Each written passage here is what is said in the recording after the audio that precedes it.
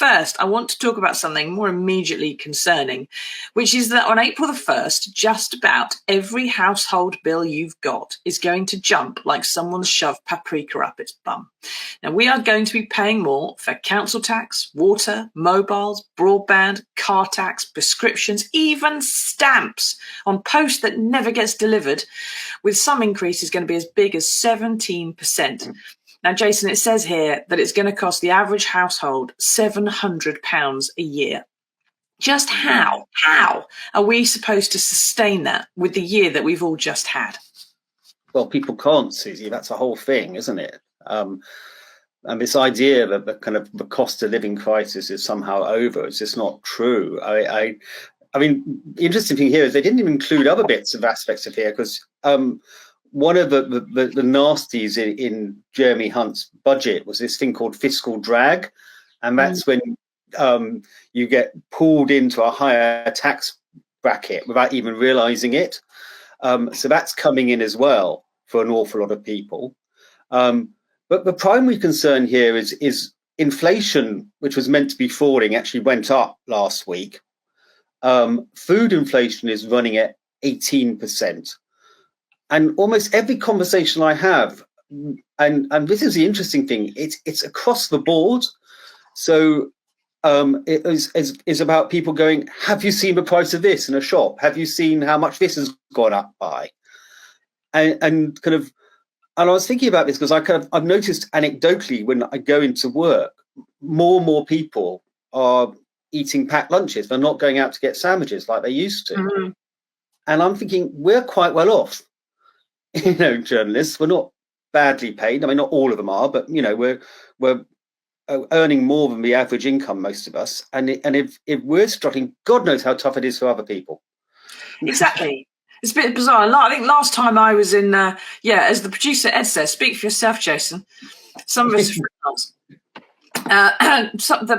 Last time I was in Canary Wharf, I think when I used to work in Canary Wharf, there was a shop downstairs, and I won't mention his name, that used to do fresh meat sandwiches, right, off roasted joints. You know the one I'm talking about. Absolutely delicious. Yeah. And when I used to work there, it was £5 for a sandwich in that shop, and I thought that was too expensive, and it was an absolute treat. Occasionally, I couldn't resist the smell of roast pork and crackling, and I had to go, and I would treat myself maybe once a month to a £5 sandwich. I think last time I was down there, I had a look, and those sandwiches were about £8-9. It was like, Who's spending for that? I expect a basket of fish and chips, not a sandwich.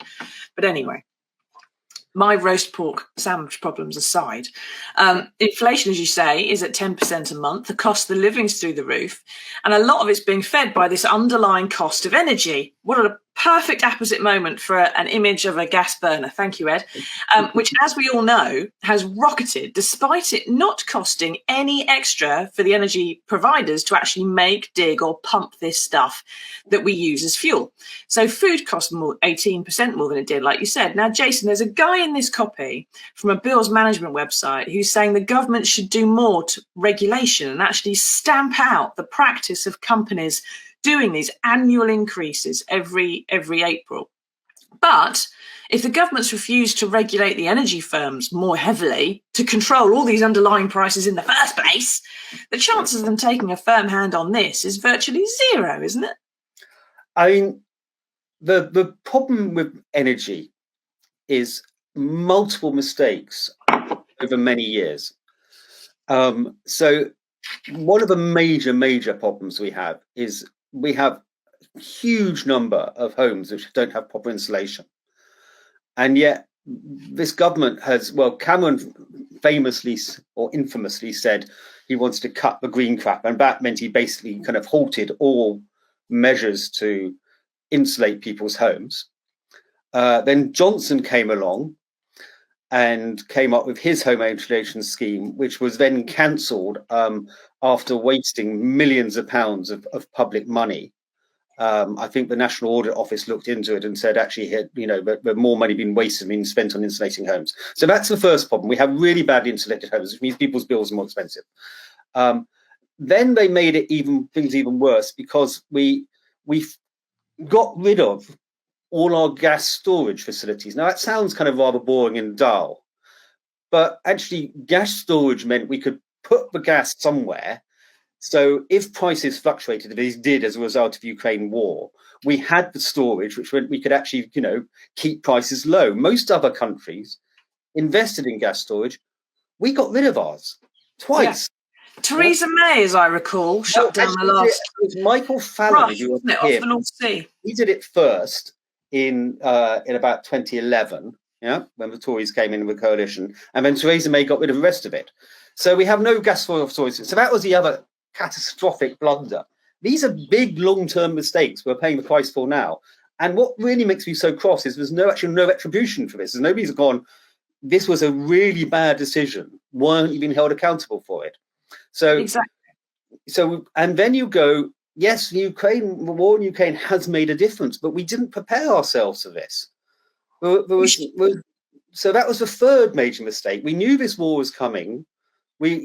Johnson was all gung-ho about supporting the Ukrainians, but did no actual planning for how we would actually cope with this war and its impact on us. No.